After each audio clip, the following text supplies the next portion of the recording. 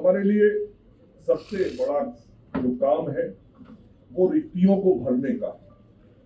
और हमने पहले भी कहा था जब इसके पिछली बार मंत्री बने थे कि हम स्वास्थ्य विभाग के अंदर जो रिक्तियां हैं उन रिक्तियों को भरने का काम करेंगे। और मुझे खुशी है कि पिछला जो इसके पीछे का कार्यकाल था उस कार्यकाल में भी हमने बड़ी संख्या में स्वास्थ्य विभाग के अंदर नियुक्ति किया था, चाहे वह विशेषज्ञ चिकित्सक हों, पैरामेडिकल स्टाफ हो, ऐसे नर्सेज हों,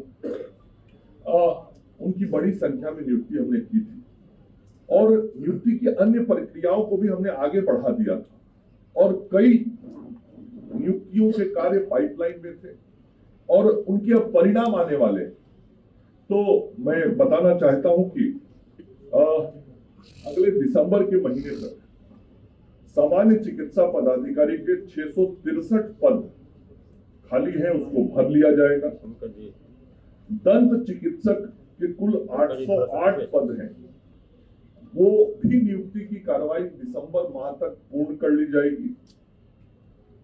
स्टाफ नर्स 11,389 11,389 इसकी नियुक्ति के लिए बीटीएससी ने परीक्षा संपन्न करा लिया है, मतलब एग्जाम हो चुका है। जैसे ही एग्जाम का रिजल्ट बीटीएससी से आएगा, ये 11,389 ग्रेड ए नर्सेस की भी नियुक्ति पूर्ण कर ली जाएगी। मैं फिर दोहरा रहा हूं, इसका परीक्षा हो चुका है, परिणाम आना केवल शेष है।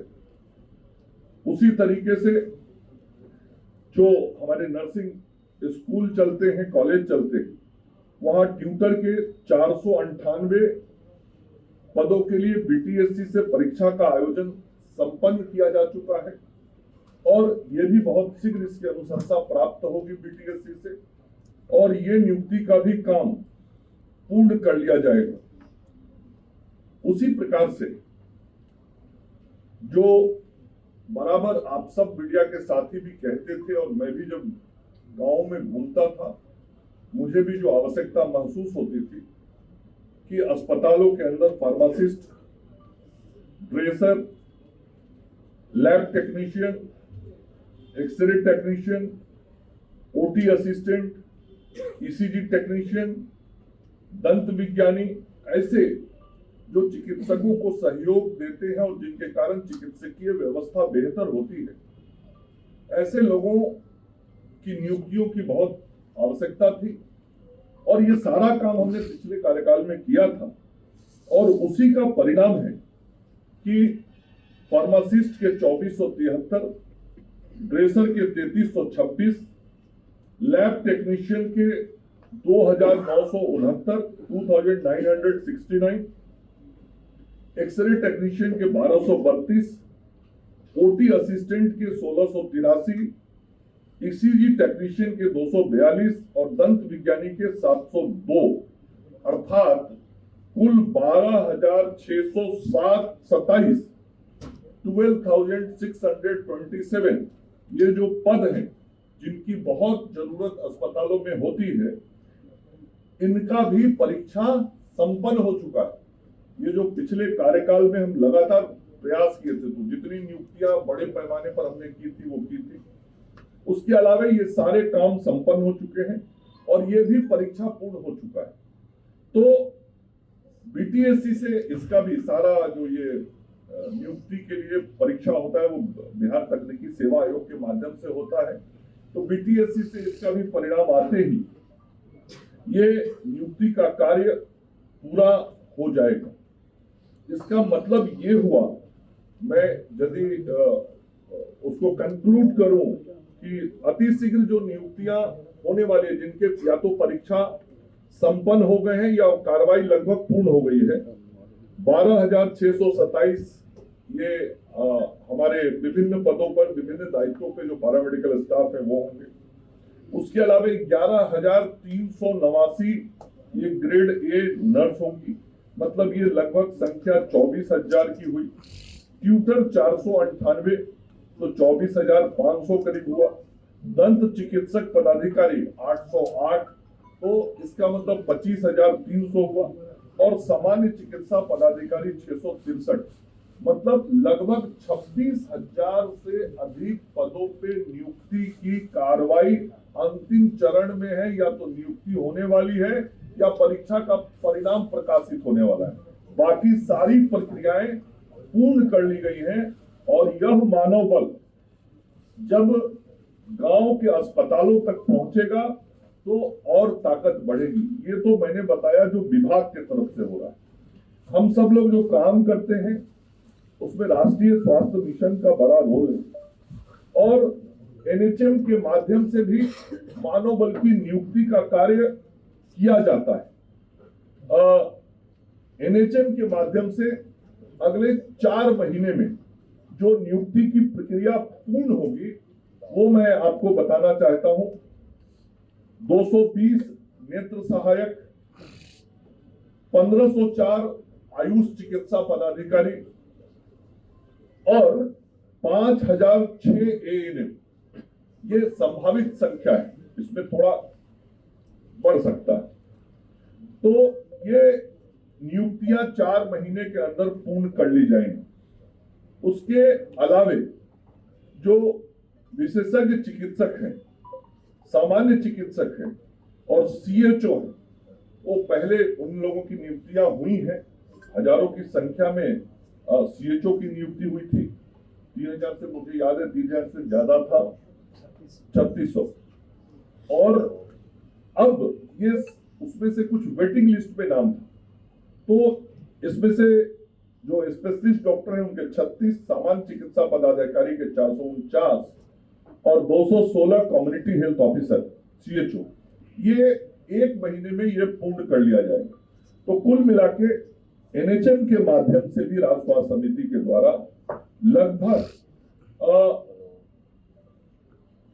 7,600 7,600 विभिन्न पदों पे नियुक्ति की कार्रवाई ये अगले 1 महीने से लेकर 4 महीने के अंदर पूर्ण कर ली जाएगी।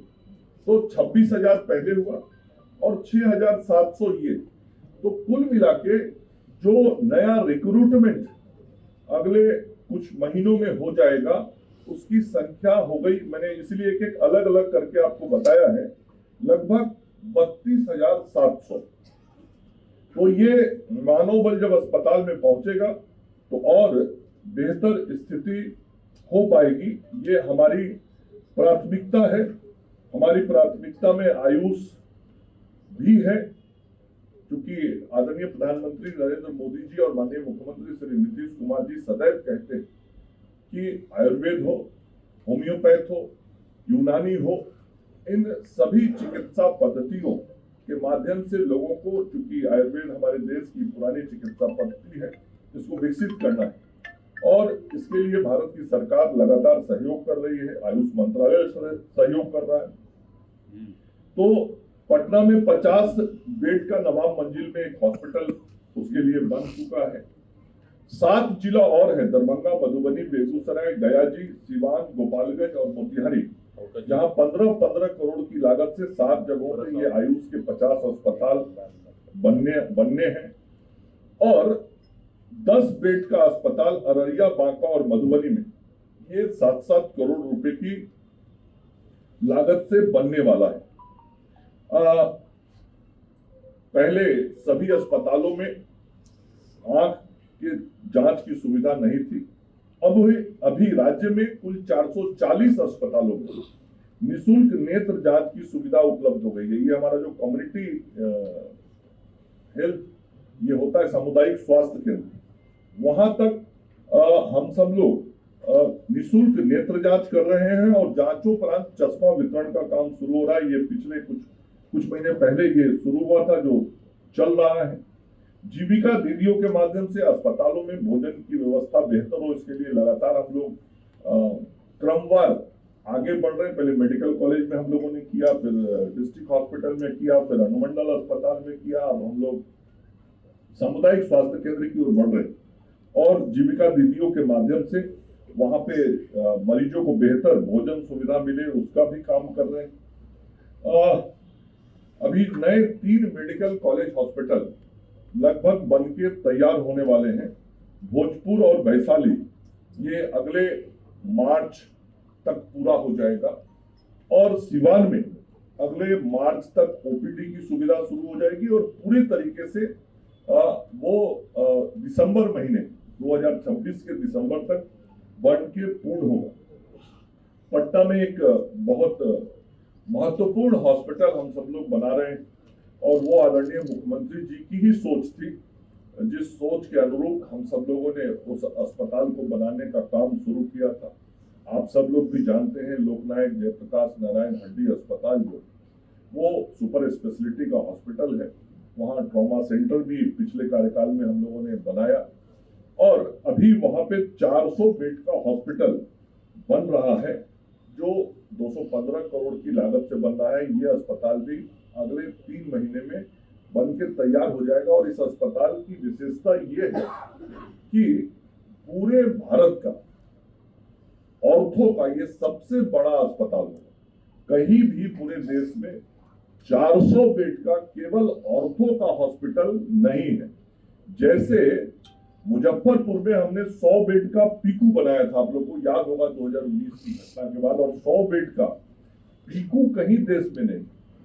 तो देश का सबसे बड़ा बच्चों का अस्पताल जैसे मुजफ्फरपुर में बना था, तो ये हड्डी का अस्पताल बन रहा है और ये 3 महीना में बन के पूरा हो जाएगा। हम सब लोगों का प्रयास रहा है कि हम सब लोग गांव तक की व्यवस्थाओं को ठीक करें और गांव तक की व्यवस्थाओं को ठीक करने के लिए हम सब लोगों ने विभिन्न स्तर पे अस्पताल बनाना, वहाँ नर्स नियुक्त करना, वहाँ सीएचओ नियुक्त करना, जिस स्तर पे चिकित्सक भेजने हैं, आयुष चिकित्सक भेजने हैं, वो सब काम हम सब लोगों ने शुरू किया है।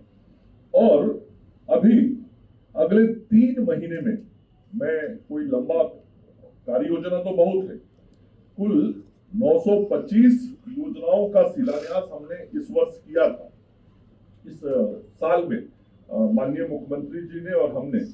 तो ये शिलान्यास जो हुए थे इसमें से 610 हेल्थ एंड वेलनेस सेंटर ये पंचायतों के अंदर, पहले तो अस्पताल पटना में बुरा हाल रहता था 20 साल पहले, लेकिन आज पंचायतों में भी नए अस्पताल, नई सुविधाएं और नई व्यवस्थाएं दिख रही हैं और उस पर पूरा फोकस है माननीय प्रधानमंत्री जी और मुख्यमंत्री जी का, भारत की सरकार की तरफ से और राज्य की सरकार की तरफ से। ये ज्यादा से ज्यादा स्वास्थ्य व्यवस्थाओं का विस्तार गांव और पंचायतों तक हो, इसके लिए हम लोग इस काम को कर रहे हैं। तो अगले 3 महीने में 610 नए हेल्थ एंड वेलनेस सेंटर राज्य को मिल जाएंगे। तो ये कुछ मूल विषय थे जो आप सब लोगों को मुझे जानकारी उपलब्ध करानी थी। इसके अलावा भी ये विभाग बहुत बड़ा विभाग है, जनता से जुड़ा विभाग है, जनसेवा का विभाग है। हम विभिन्न काम करते हैं। हम आयुष्मान योजना के माध्यम से राज्य की जनता की सेवा करते हैं और पिछले वित्तीय वर्ष में तो 1000 करोड़ रुपया से अधिक गरीब लोगों की सेवा के लिए खर्च किया गया था, इलाज के लिए खर्च किया गया था। अपने राज्य में 4 करोड़ से अधिक आयुष्मान कार्ड बन चुका है और उसी तरीके से अपने राज्य के अंदर में जो मुख्यमंत्री चिकित्सा सहायता योजना है उसके माध्यम से भी लगभग प्रतिवर्ष विभिन्न प्रकार की बीमारियों के इलाज के लिए 350 करोड़ रुपए के करीब खर्च किए जाते हैं। तो ये जो व्यापक जन कल्याण का कार्य है इस विभाग के माध्यम से, वो हम सब लोग करते हैं। और आज आप सब मीडिया के मित्रों को जरूर फिर से इस बात का विश्वास दिलाता हूं आपके माध्यम से राज्य की जनता को कि जिस परिश्रम और उत्साह से हम सब लोग पिछले कार्यकाल में काम करते रहे हैं, इस बार जिस तरीके से जनता ने अपना जनादेश दिया है, हम दुगनी ताकत और दुगने उत्साह के साथ काम करेंगे।